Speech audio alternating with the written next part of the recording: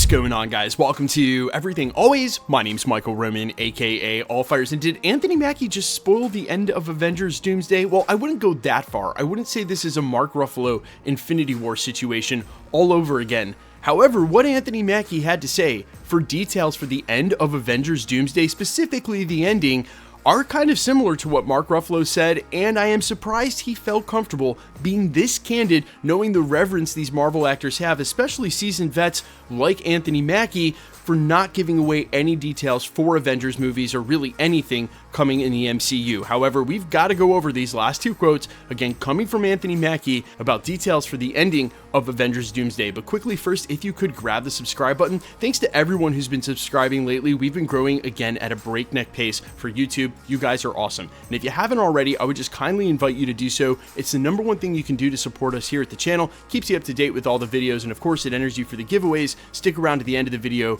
We get into all the giveaway stuff again there. Okay, so Anthony Mackie right now is promoting his new sneaker movie Sneaks, and he did an interview with Collider in which of course they asked him about the upcoming Avengers Doomsday. And this is the quote Collider reported, quote, "When asked about his reaction to reading the script for Avengers Doomsday, Mackie was surprisingly open about things, including the fact that we might be getting another ending in the style of Infinity War. You know what? I'm really excited, man," he said. "It's one of those stories that really pushes the boundaries, and the cliffhanger at the end, you know, the last moments of the film, it really builds and sets us up for a way for the continuation of the Marvel Saga, which is really exciting." But apparently, Anthony Mackie wasn't done being in foreshadowing mode. The article continues by saying, in a surprising turn, Mackie also teased what sets this entry apart from other Avengers outings. Quote, "You see these characters, you see how they're introduced and how they play in the universe moving forward, and no one is safe, everyone is expendable." Okay, lot to break down here. First of all, Anthony Mackie, thank you. You're doing the Lord's work. Second of all, okay, major takeaways. There's a huge cliffhanger at the end of the film. Now, did anybody suspect that we were going to see where Doomsday was at, all wrapped up, before we got to Avengers Secret Wars, with presumably only one movie and Spider-Man 4 in between them? Of course not. One was going to always lead to the other, and even though the Russos are not trying to make Infinity War and Avengers Endgame Part 2 here, you got to admit there are going to be a lot of parallel story beats because they're both comic book movies directed by the same guys, and in some cases going to have the same characters in scene. That's just par for a superhero story. Outside of that though, the huge cliffhanger he's teasing here, in my opinion, is very easily the formation of Battleworld after Doctor Doom has defeated Loki. We have some theories about why and how Doctor Doom is on a warpath across the multiverse in the first place, why he would even be attacking the X-Men in another universe and then coming after some of our Avengers in the 616. And there are a lot of time to do those theory videos, but in the meantime, and based on some of the set photos we've already seen, and knowing that there are multiple universes here with all these new Fox X-Men, be it they're returning from the 10,005 or part of the mystery universe that Monica Rambeau is in right now, we know other timelines are going to be involved, and that all starts with the Fantastic Four. And since Doctor Doom is presumably skipping across these timelines, with apparently the means to do so, the cliffhanger would be him actually winning against all of these superhero teams, finally finding Loki, winning, and then creating Battleworld, and that's probably where exactly we're going to leave off in Avengers Doomsday. Now, as far as this other quote that everyone is expendable, I think this actually reveals a lot about Marvel's plan past Avengers Secret Wars as well.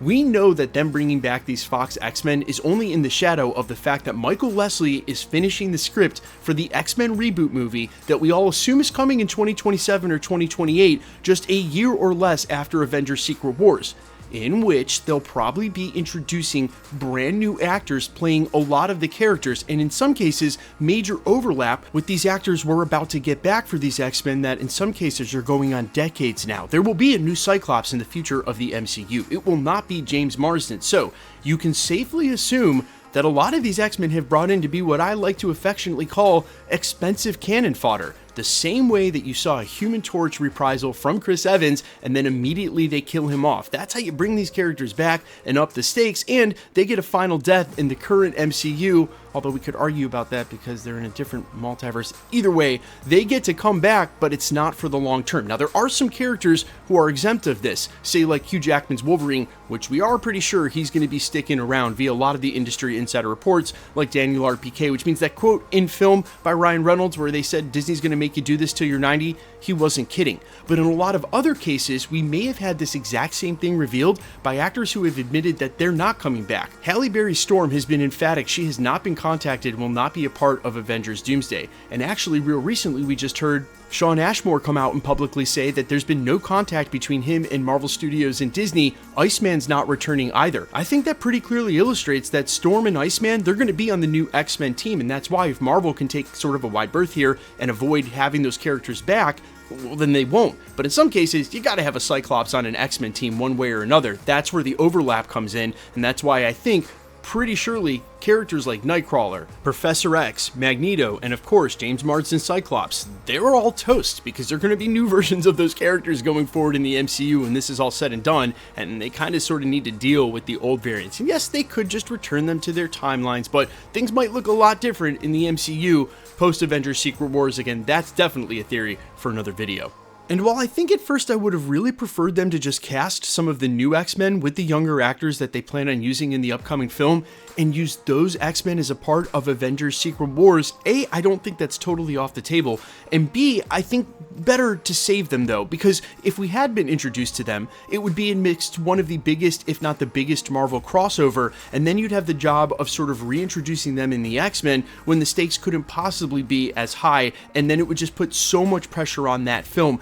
It's probably better they did it this way anyway, and now hearing from Anthony Mackie directly that everyone is expendable, that no one gets reverence, that sort of makes me super excited because it makes me think that characters we think may be here for the long haul, like Sam Wilson's Cap or some of the Thunderbolts, some of the characters we just got introduced to, they're going to die in Avengers Doomsday, and it won't be like Infinity War. They won't be dead at the hands of a snap that they're looking to undo in the next film. They'll just be dead at the hands of Doctor Doom, and unless they're coming back in the quote-unquote remaking of the Multiverse, which this is not what it sounds like permanent deaths, and there's going to be real stakes, and that's what I think we all want from this film. And man, the Russos really have their job cut out for them trying to make these movies different than Infinity War and Avengers Endgame, and I really hope that this is one of the differentiators: real deaths, real stakes, not undone. You guys let me know all your thoughts though down below about any and all of this, and really, are you just as shocked as I am that Anthony Mackie's out here spewing some details? I gotta be honest, that's crazy to me. You guys let me know though down in the comments. Quickly, let's get into the giveaway stuff. Okay, we just announced 3 winners for PS5s. One old winner who never claimed his, he has been in touch, it's already been shipped out. Another one who just got verified, his is about to be shipped out. We've got one announcement that has not been claimed. It's from our video from a couple of days ago. Make sure you check back, see if you're that last winner. We're still giving away PS5s here at the channel, and the next one is for Thunderbolts and then Ironheart right after that. All you got to do to be entered to win, hit the subscribe button, then leave a comment down below because it's truly random. The more videos you comment on, the better chance you have of winning. Hit the notification bell to keep up with the videos, and of course, make sure you hit the like button if you liked today's video. My name's Michael Roman. Find me on Instagram and Twitter at IamFires. Find me on all other platforms with original music under name Allfires, and I will catch you in the next one. Peace.